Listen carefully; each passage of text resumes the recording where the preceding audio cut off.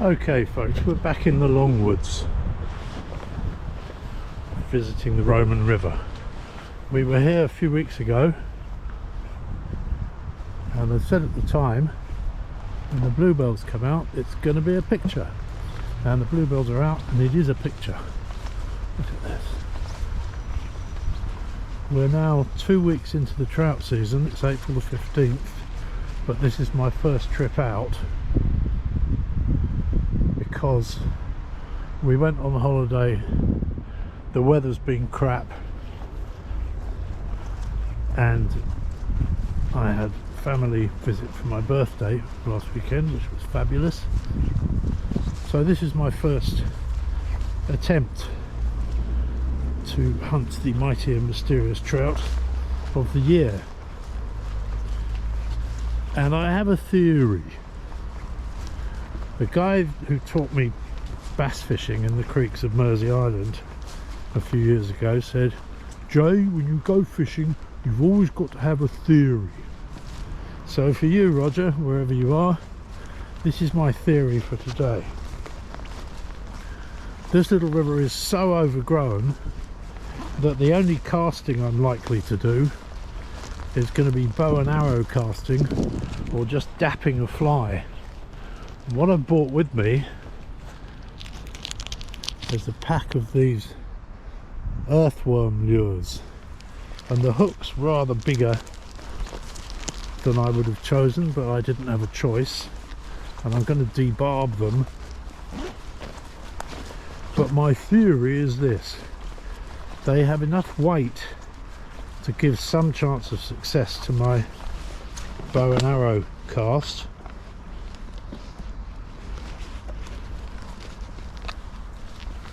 and they also have a certain amount of water resistance.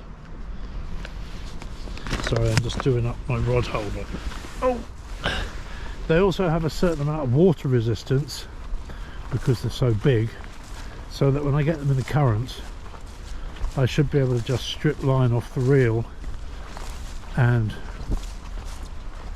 these worm lures are big enough to take it down in the current. So that's my theory, Roger. We are about to find out whether or not it works. I've got on a pair of higher than my waist waterproof trousers, so I can go walking in some of the swims where I think it will be my best chance. And we're approaching the first place where we're going to test out my theory. Look at the difference between last time we were here. Look how green it is. Beautiful. Okay, let's get rigged up, test the theory. Okay, we're back on the Roman River. As you can hear by the traffic noise, this is the stretch that runs alongside the A12. I don't think I can get any further, but we're nearly at the point where it cuts north and under the river, under the road. Now, I've just fished my way up this stretch, totally failing to catch anything. I've got a little 6-foot rod. I've tried a grasshopper pattern, I've tried a bright red nymph, I've tried what's called an Adams pattern, and of course sod floor. Just as I put my rod away, I came across this pool where I've been watching 2 or 3 little brook trout.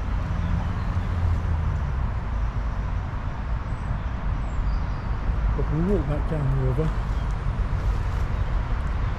It's pretty hard going. There's kind of a path. Most of the river's shallow enough for me in the waves, but it's just strewn with detritus. I guess litter that blows off the road. But it's chock-a-block full with little pools.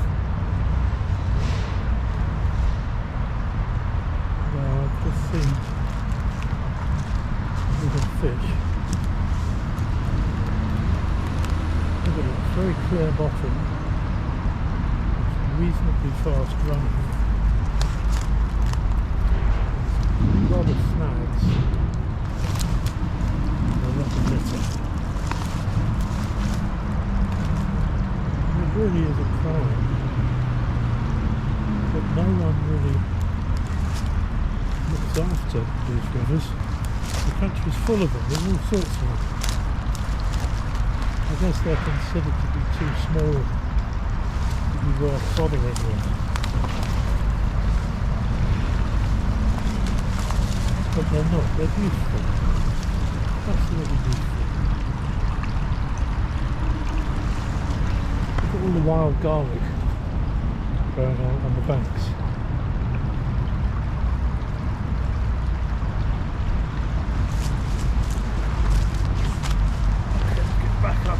Passes for a path, get back to the car.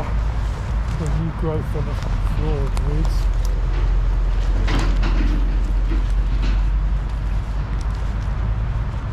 All these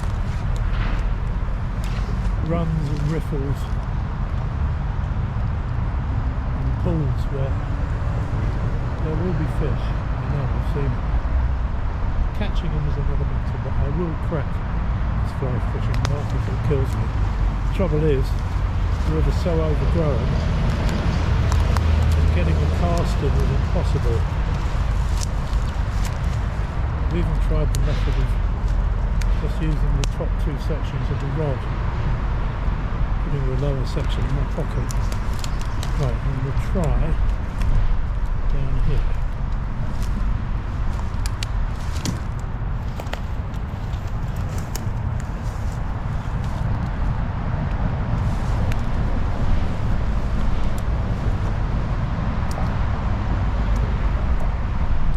So beautiful.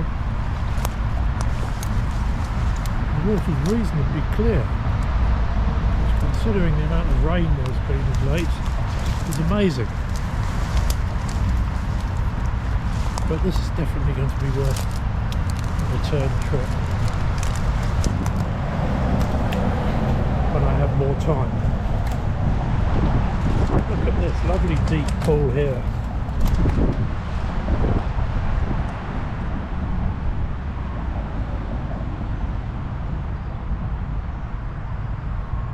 Into that clear stretch. So you've got a nice bit of fast running water coming in, so it's oxygenated with the trout, which the trout like. And at the tail of the pool there's some slack water.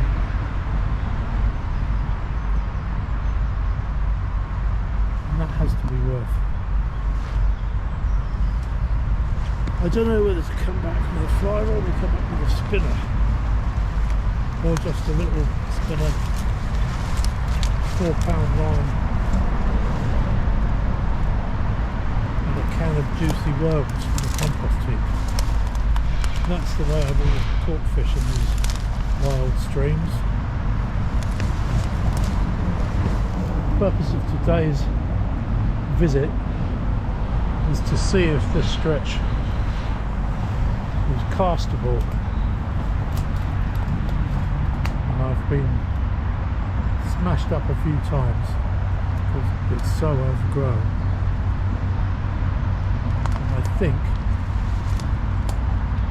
I may have to keep my fly fishing for the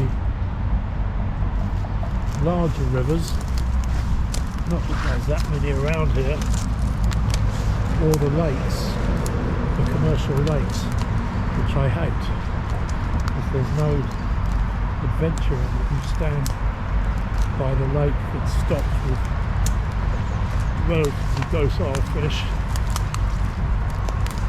I'm not saying it's without its skill, but it doesn't have, for me, this element of walking along a river where it's constantly different. There's a sort of hunting element to it.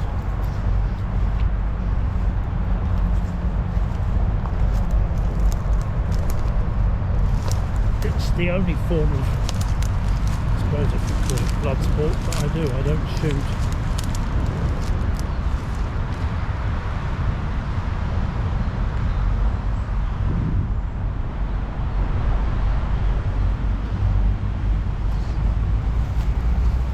Or trap, or do anything that could be considered to be a blood sport. Fishing's the only thing I do. Right, I've got to get home, so I'm going to pick up the pace a little. All this looks fresh growth on this tree. Lovely. And we're well and truly into spring now, despite the fact that yesterday we had 4 seasons in one day. We had sun, we had wind, we had rain, we had hail and snow and sleet all at the same time. That's how close we are to the A12.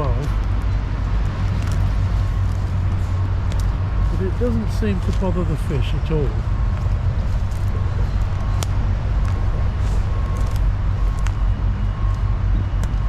Now I think I came through there, but I think I'll go back down this way. I can smell tarmac. They must be resurfacing down there. And this is another little run that we walked up.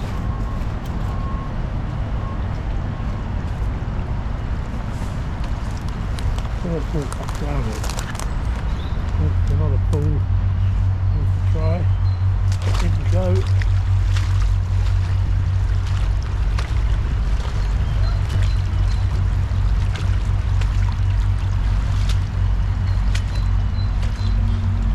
Hold on to it because it's quite muddy here. That's on the gravel. There. So we're happy. I've now got a over full of gravel. And I can walk down most of the river. It doesn't really get very deep, except for those occasional pools. I'm just going to sit down, get all these stones out of my shoe.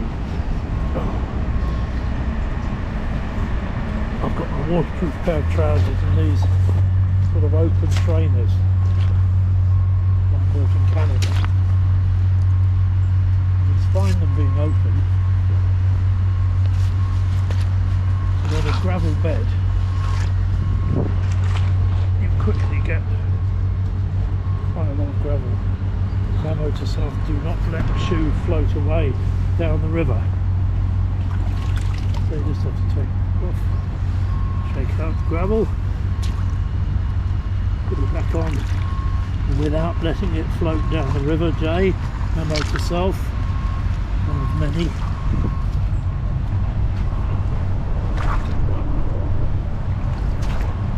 Put it on, do it up.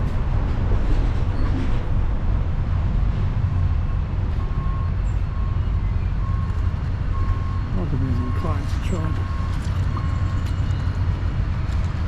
clear this snag out the river.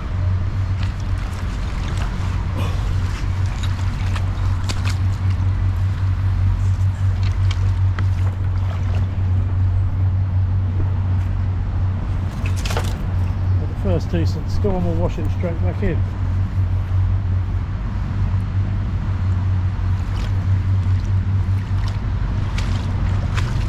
The smell of the garlic is glorious. Probably rats living down there, but whatever.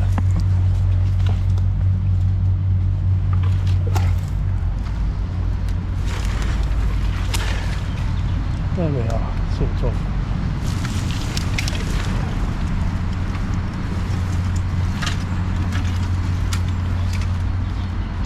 Oh, that looks like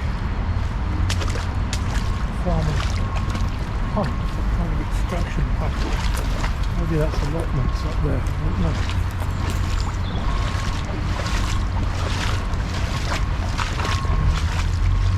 So you see there is the odd stretch here, like Here I could just about manage a cast, as long as I stayed this side to avoid that.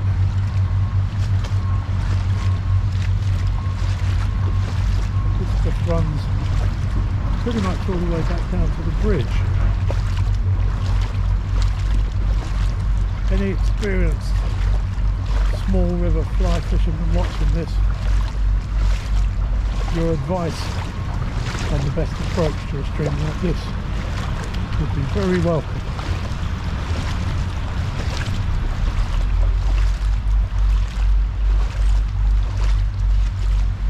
It's a lovely day, sun's been shining all day, there is rain forecast for about 3 o'clock.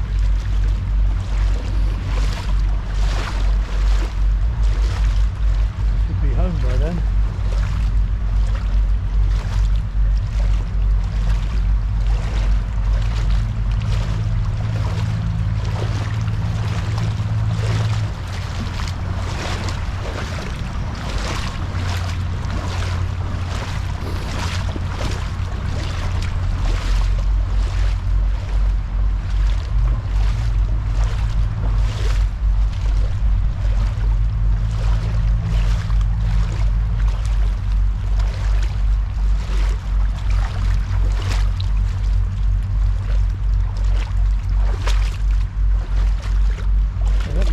Deep. But these trousers do go up to my waist, even higher if I pull them up properly. So we shall plunge ahead. Fine line between bravery and foolhardiness, and I cross it often. And that was fun. Good. Next memo to self: do not trip over snags. Stop and do the heel of my trainer up. Feel it about to slip off the floor.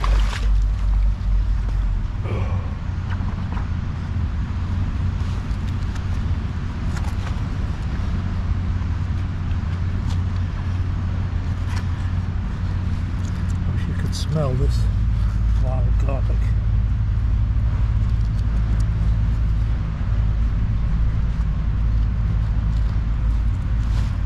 Memo to Sony,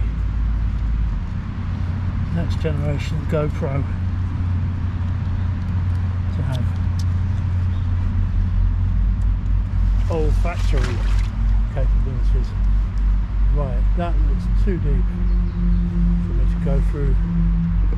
I've stirred up a lot of mud, so let's get back up on the bank.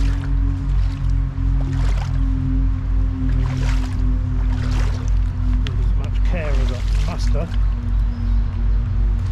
I'm very aware that when I'm out in these situations,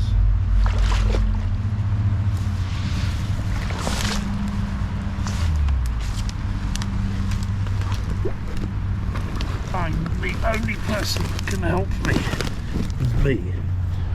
So I adopt a policy of avoiding getting into trouble in the first place. I'm excessively cautious in terms of how I get in and out of the river, and I'm glad the camera wasn't pointing at me, because that was not dignified at all.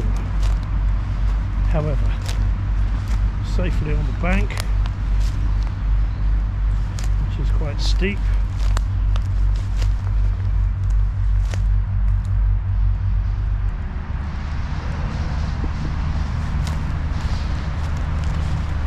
Probably get up onto the path.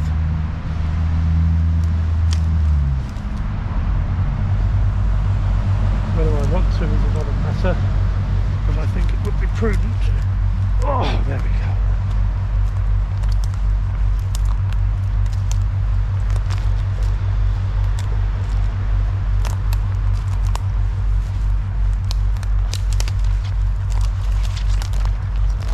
Such a shame about all the litter.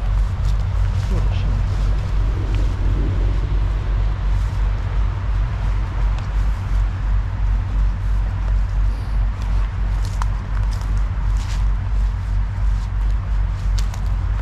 but it's very clear,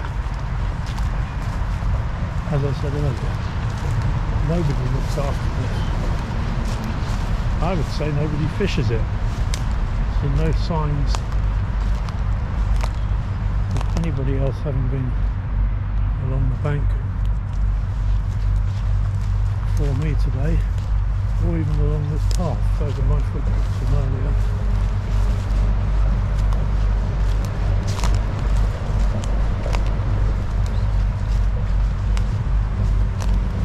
The trees are not being cared for in any way.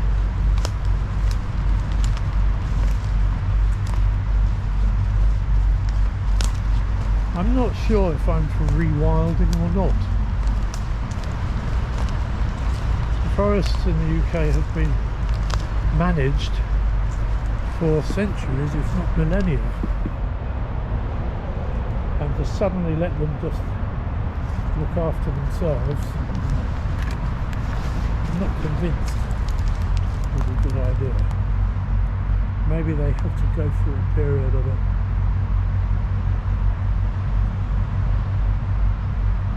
during which nature will restore itself to some kind of equilibrium. Oh, I can just see the bridge ahead, so we're almost back on the path. Of course, the river continues below the bridge, but that's a trip for another day.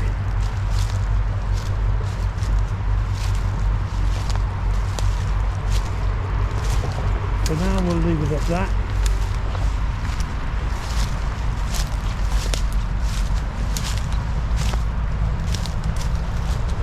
I feel a great sausage roll coming on.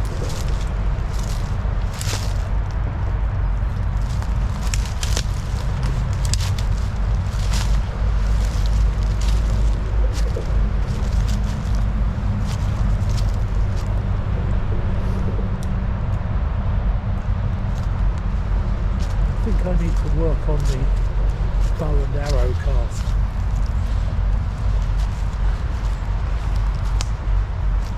Again, any advice from seasoned fly fishermen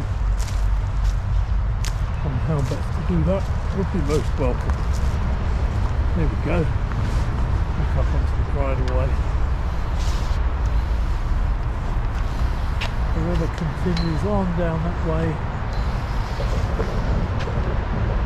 It looks reasonably accessible. I mean, you can't get on the bank, probably walk down the river, so we'll be back for another day.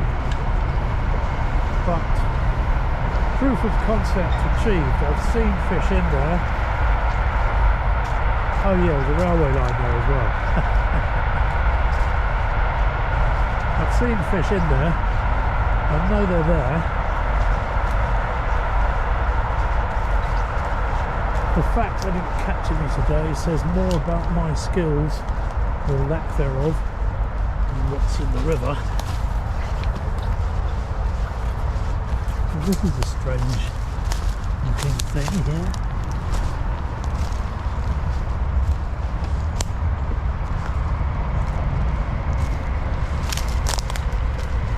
Sort of tank.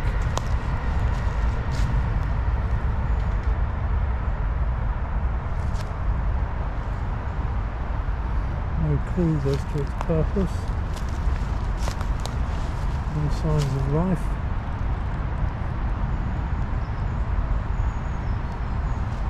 It looks completely static. So, ride away, up the road, back in the car.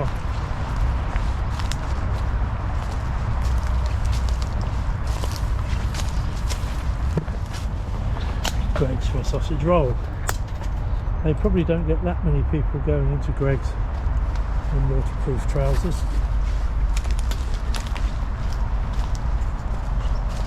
But I'm sure they'll survive. And this whole chunk of woodland here looks like it's worth exploring. It's fenced off, but the fence has been breached in so many places that again, clearly nobody cares. Nobody's enforcing any kind of privacy.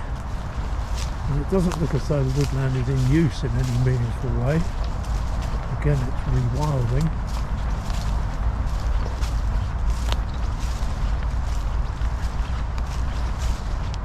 If I didn't have to go, I would be in there like a shot.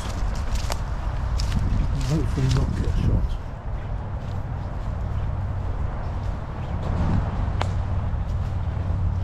But I've been out here a good 2 hours now, and I've not seen, heard any evidence of another human being, let alone a human being themselves, except for the road crew working up on the A12 and the traffic going by. I've seen nobody. It does look like a really quite attractive bit of woodland to go and explore. But not today, Jay, not today.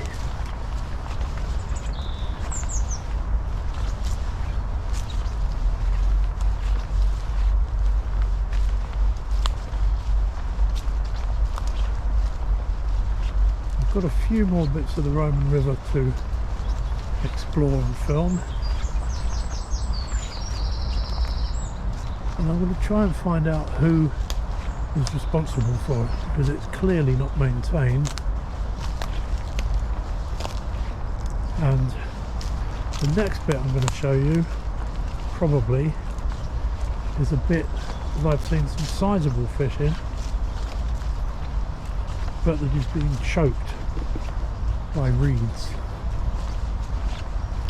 And the old guy that owns the Gentleman's Sporting Goods Purveyor's shop, Radcliffe's, in Colchester, also owns that bit of the land surrounding the river, and he said, yeah, in the old days, once a year, a couple of blokes with waders and scythes would go along it and clear it, but it's not been done for years. Sadly, it shows.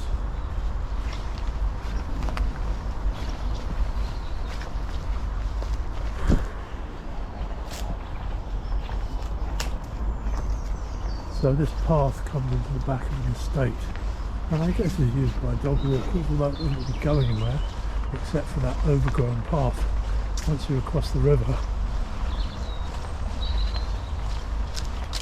There's nothing to describe as a path really, but the odd dog walker probably nips down to the river and back.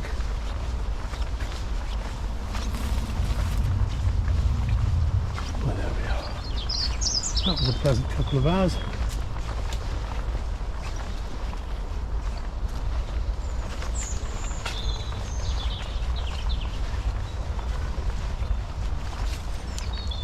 Thank you for joining me again. Those of you that did, those of you that didn't, that's okay too. Look at the daisies. Spring.